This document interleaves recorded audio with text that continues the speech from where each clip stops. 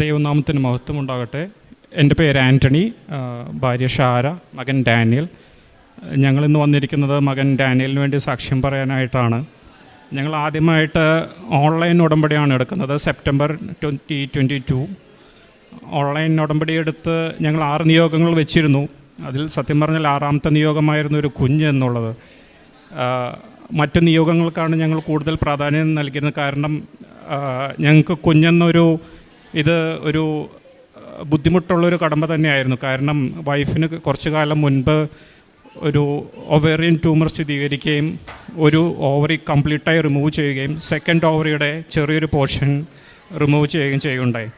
അതിനുശേഷം പല ഗൈനക്കോളജിസ്റ്റുകളും പറയുകയുണ്ടായി ഒരു കുഞ്ഞെന്ന കുറച്ച് ബുദ്ധിമുട്ടുള്ള കാര്യമാണെന്ന്.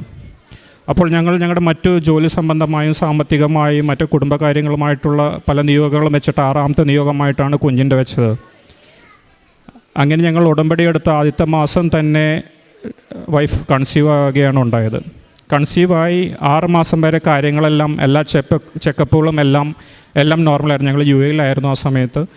അപ്പോൾ എല്ലാം നോർമലായിരുന്നു. 7ാം മാസമായപ്പോൾ നാട്ടിൽ ഡെലിവറി നടത്താമെന്ന് കരുതി നാട്ടിലോട്ട് വന്നു. നാട്ടിൽ വന്നതിന് ശേഷം തൊട്ട് ആൾക്ക് പ്രഷർ വേരിയേഷൻ, പിന്നെ കുറച്ച് ദേഹത്ത് നീർക്കെട്ട്, അങ്ങനത്തെ ലക്ഷണങ്ങളൊക്കെ കണ്ടു തുടങ്ങി. ഹോസ്പിറ്റലിൽ പോയപ്പോഴാണ് മനസ്സിലാവുന്നത് ആൾ കോവിഡ് പോസിറ്റീവാണെന്ന്.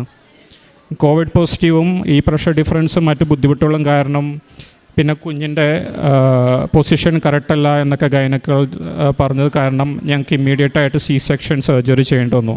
7ാം മാസത്തിൽ C-സെക്ഷൻ സർജറി ചെയ്ത് അവരപ്പോൾ പറഞ്ഞത് അമ്മയുടെ കാര്യത്തിലോ കുഞ്ഞിൻ്റെ കാര്യത്തിലോ ആരെങ്കിലും ഒരാളുടെ കാര്യത്തിൽ ഗ്യാരണ്ടി പറയാൻ പറ്റും എന്നായിരുന്നു. അതിനുശേഷം ഭാഗ്യവശാൽ ഞങ്ങളെല്ലാവരും പ്രാർത്ഥനയിലായിരുന്നു.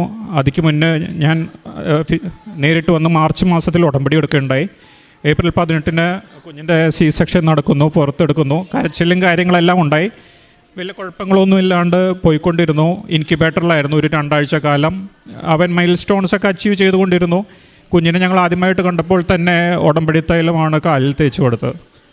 അവൻ്റെ മൈൽ സ്റ്റോൺസൊക്കെ അച്ചീവ് ചെയ്തു വന്നു. അങ്ങനെ പോയിക്കൊണ്ടിരിക്കുമ്പോഴാണ് അടുത്ത തടസ്സം. വൈഫിൻ്റെ ബൈസ്റ്റാൻഡേഴ്സായിട്ട് നിന്നിരുന്ന വൈഫിൻ്റെ സിസ്റ്ററും ബ്രദേഴ്സും എല്ലാം അവർക്കെല്ലാം വൈറൽ ഫീവർ സ്ഥിരീകരിച്ചു. അടുത്ത പ്രശ്നം, അപ്പോൾ കുഞ്ഞിനെ തന്നെ NICU-യിൽ തന്നെ കുട്ടീനെ വേറൊരു ബെഡിലോട്ട് ഐസൊലേറ്റ് ചെയ്യുകയാണ് ഉണ്ടായത്. അപ്പോൾ എല്ലാവരും ഒരുപാട് ഭയന്നു. കാരണം ഇത്രയും കടമ്പ കടന്ന് കുഞ്ഞ് ഇതുവരെ എത്തി, എന്നിട്ട് വീണ്ടും കുഞ്ഞിനെങ്ങാനൊരു വൈറൽ ഫീവർ കിട്ടിക്കഴിഞ്ഞാൽ അത് വീണ്ടും പ്രശ്നമാകും. ഡോക്ടേഴ്സ് എല്ലാം പേടിച്ചു. നമ്മുടെ കുഞ്ഞിൻ്റെ കാര്യവും പ്രശ്നം, മറ്റു കുഞ്ഞുങ്ങൾക്ക് ഇത് കിട്ടുകയാണെങ്കിൽ അവരുടെ കാര്യവും പ്രശ്നം. ഭാഗ്യവശാൽ അവിടെയും മാതാവ് ഞങ്ങളെ കാത്തു. അവന് കുഴപ്പമൊന്നുമില്ലാണ്ട് 3ാമത്തെ ആഴ്ച കഴിഞ്ഞപ്പോഴേക്കും NICU മാറ്റി മറ്റ് മൈൽ സ്റ്റോൺസ് എല്ലാം അച്ചീവ് ചെയ്ത് ഇപ്പോൾ നല്ല ഹെൽത്തി ആയിട്ട് തന്നെ ഇരിക്കുന്നു. 2 ദിവസം മുന്നേ മാമോദീസയായിരുന്നു. മാമോദീസ കഴിഞ്ഞ് കൊണ്ടുവന്ന് സാക്ഷ്യം പറയാനായിരുന്നു. അപ്പോൾ അങ്ങനെ അതിൻ്റെ നന്ദി പറയാനായിട്ടാണ് ഞങ്ങൾ ഇന്നോട് വന്നിരിക്കുന്നത്.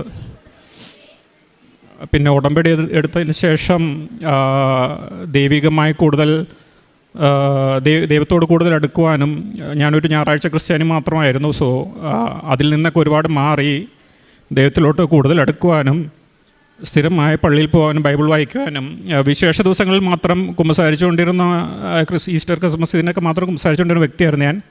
അതെല്ലാം മാറി 2 ആഴ്ച കൂടുമ്പോൾ കറക്റ്റായി കുമ്പസാരിക്കാനും മറ്റു കാര്യങ്ങൾ ചെയ്യാനും കാരുണ്യ പ്രവൃത്തികൾ ചെയ്യാനും എല്ലാം ശ്രദ്ധിച്ചു പോകുന്നു.